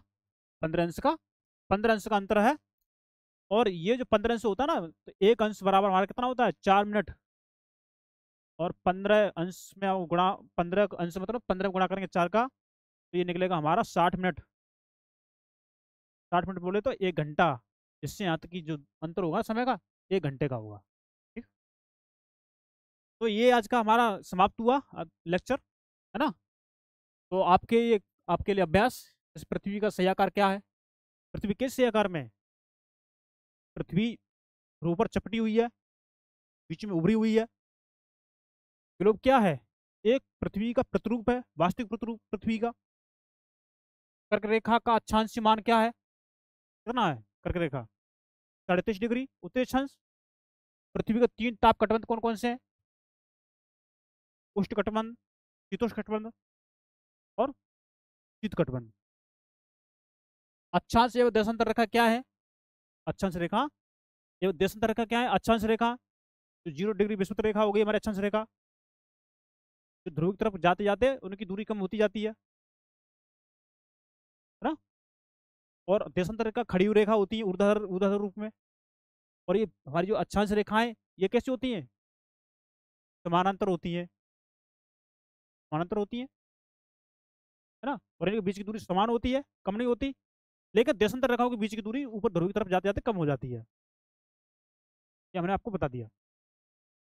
ऊष्मा की सबसे अधिक मात्रा उष्णकटिबंध वाले क्यों प्राप्त करते हैं? क्योंकि वहां पर सूर्य चमक अधिक होती है, वहां पर सूर्य वही रहता है उष्णकटिबंध वाले क्षेत्र में। सूर्य उष्णकटिबंध वाले क्षेत्र में ही रहता है। तो इस तरह के आपके ये हैं कि जब भारत में शाम के 5:30 बजते हैं तब लंदन में दोपहर के 12 क्यों बजते हैं? तो 5.5 घंटे का समय अंतराल है। 42.5 डिग्री पर हमारा भारत, 42.5 डिग्री पर हमारा भारत की जो सीमा, जो समय की रेखा है ना, देशांतर रेखा, वो 42.5 डिग्री पर है, इसलिए। इस तरह से ये आपका अभ्यास है ना। तो प्रमुख याम्योत्तर का मान कितना है? जो बुक प्रमुख जो मैन मानी गई है वो आपकी 0 डिग्री है। शीत कटबंध किसके नजदीक पाया जाता है? शीत कटबंध ठंड वाला क्षेत्र ध्रुव के पास पाया जाता है ना। देशांतरों की कुल संख्या कितनी है? कितने देशांतर है कुल, बताइए, बताओ कितने। ये क्वेश्चन आपके लिए है, इसका आंसर आप देंगे, है ना, कमेंट बॉक्स में। दक्षिणी ध्रुव वृत्त स्थित है कहाँ? दक्षिणी जो ध्रुव वृत्त है वो कहाँ स्थित है? दक्षिणी गोलार्ध में, भाई दक्षिणी ध्रुव वृत्त दक्षिणी गोलार्ध में, है ना। ग्रिड किसका जाल है? ग्रिड है ना, हमने जो आपको ग्रिड बताया था, वो किसका जाल है? अक्षांश रेखाओं दशांतर रेखाओं यामात्रों का जाल है ये, है ना।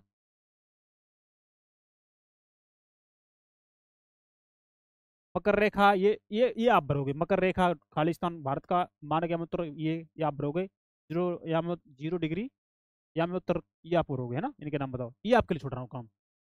ये खालिस्तान, ये वाले 3, ये 4, इनको आप कमेंट बॉक्स में बताइए। और ये वाला क्वेश्चन, ये 2 क्वेश्चन मैंने आपके लिए छोड़ दिए हैं, क्योंकि भाई इतना हमने मूड मारा है, हमने आपको इतना समझा रहे हैं, है ना, तब से हम चिल्ला रहे हैं आपके सामने।